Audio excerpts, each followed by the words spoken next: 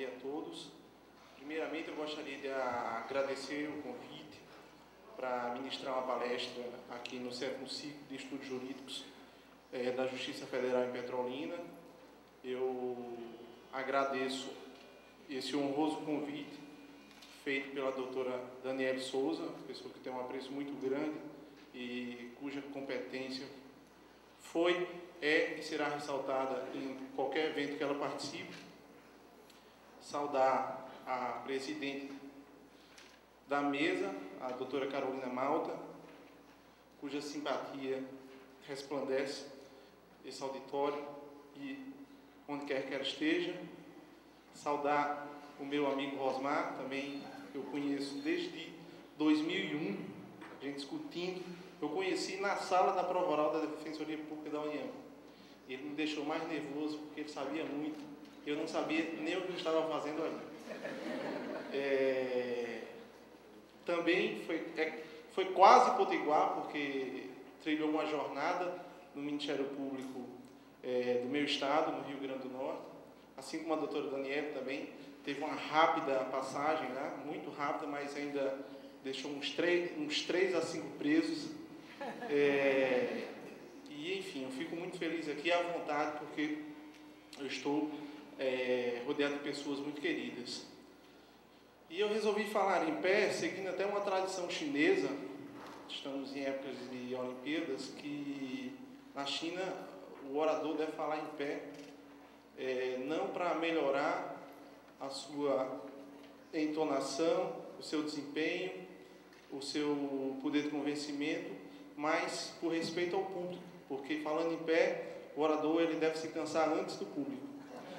Eu logo adianto que eu não me canso fácil, mas eu já soube também que há um dispositivo aqui no microfone, a doutora Daniela é muito rigorosa, todos percebem que o tempo aqui é muito pontual, há um dispositivo no microfone que ele esquenta. Por isso que eu resolvi falar aqui no púlpito, que já está esquentando aqui, eu vou começando o tema. Eu resolvi falar sobre a autonomia do direito processual coletivo, que é um tema muito caro para os membros do Ministério Público, que lidam diariamente com essa matéria, e é um tema que está em plena efervescência no mundo acadêmico. E para falar sobre a autonomia do direito processual coletivo, é necessário primeiro fazer uma contextualização do surgimento da própria tutela coletiva. E aqui eu faço um corte metodológico no surgimento, no contexto social e no contexto processual. Com relação ao contexto social, é importante visualizar a evolução do Estado absolutista, em que o príncipe era soberano e não se submetia a nenhuma lei, tampouco respondia pelos seus atos, a lei só vinculava o cidadão e, mesmo assim, de forma desigual. Surgiu o Estado de Direito, onde a lei vinculava não só o cidadão, mas o próprio Estado, que respondia pelos seus atos. E o próprio Estado de Direito ele passou por algumas transformações ao longo da história, influenciado por fatores econômicos, sociais, políticos. Ele começa no formato do Estado liberal, influenciado pela doutrina do direito natural, que partia da premissa de que todos os homens nasciam livres e iguais, e assim deveriam permanecer até o final de sua existência. Então, o Estado de Direito liberal, em contraposição ao Estado absolutista, ele tinha como seu principal foco de preocupação o homem, o indivíduo, considerado isoladamente. Ele garantia igualdade, mas apenas no plano formal, porque seu principal foco de preocupação era a liberdade, porque saímos, naquela época, de um Estado autoritário, de um Estado absoluto, que tinha o poder de intervir de forma absoluta e restrita na esfera jurídica do cidadão. Então, o foco do Estado liberal era a proteção do indivíduo contra o próprio Estado, e aqui se garantia a liberdade. A palavra de ordem era a não intervenção, ou a intervenção mínima. Foi neste contexto e neste momento que surgiram os direitos fundamentais de primeira geração, ou primeira dimensão, os direitos políticos e os direitos civis, que serviam de proteção, de barreira de contenção contra o Estado, constituíam as liberdades negativas. Passada essa fase do Estado liberal, e no contexto da Revolução Industrial, surgida mais ou menos na segunda metade do século XVIII, a Revolução Industrial aprofundou e deixou mais evidente as profundas diferenças na sociedade. O Estado se deu conta que não bastava garantir apenas a igualdade formal.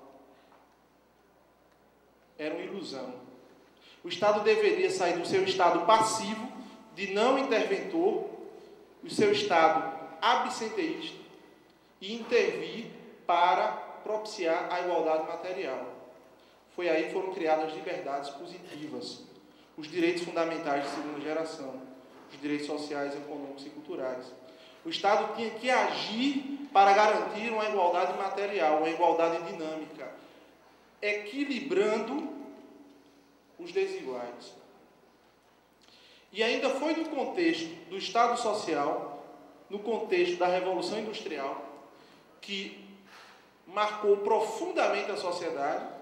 O professor, historiador Eric Hobsbawm, no seu livro A Era das Revoluções, ele aponta que a Revolução Industrial foi o fator que mais influenciou e transformou a sociedade.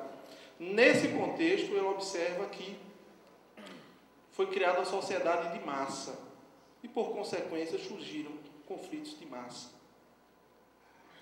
E o Estado precisava dar uma resposta adequada a esses novos conflitos coletivos, não individuais, de massa. Foi aqui que surgiram os direitos fundamentais de terceira geração, onde se contextualiza não o surgimento da tutela coletiva, mas desses novos direitos, desses interesses juridicamente protegíveis, desses interesses meta-individuais. Percebam que, como exemplo do surgimento de novos direitos, havia a migração do homem do campo para a cidade, o aumento desenfreado da população, seja pela migração, seja pelos próprios avanços da medicina, a ocupação desordenada do solo, a poluição das fábricas. Todos esses fatores deram origem à preocupação com a ocupação ordenada do solo, a qualidade do ar, gerando uma cultura de proteção ao meio ambiente. Foi nesse contexto que surgiu o direito ambiental, um dos direitos difusos clássicos. Também da venda de produtos artesanais e feitos sob medidas para cada indivíduo, a sociedade passou a produzir bens em larga escala, dirigida a uma comunidade de consumidores sem nome e sem rosto. E nessa produção em larga escala também surgiram muitos conflitos de massa, demonstrando uma preocupação e defesa do direito desses consumidores anônimos. Surgiu aqui o direito do consumidor, outro direito meta-individual clássico, só para ficar em dois exemplos. Então, foi nesse contexto que o Estado visualizou e teve que criar novos direitos. E criando novos direitos, o Estado percebeu que o processo civil clássico, inspirado e elaborado na época do Estado liberal, onde havia a primazia do indivíduo considerado em si, isoladamente, não era um instrumento hábil, apto a tutelar esses direitos, por diversos fatores. Foi aí que veio a preocupação de se construir uma nova doutrina de ciência processual. Então, saio do contexto social e entro no contexto processual.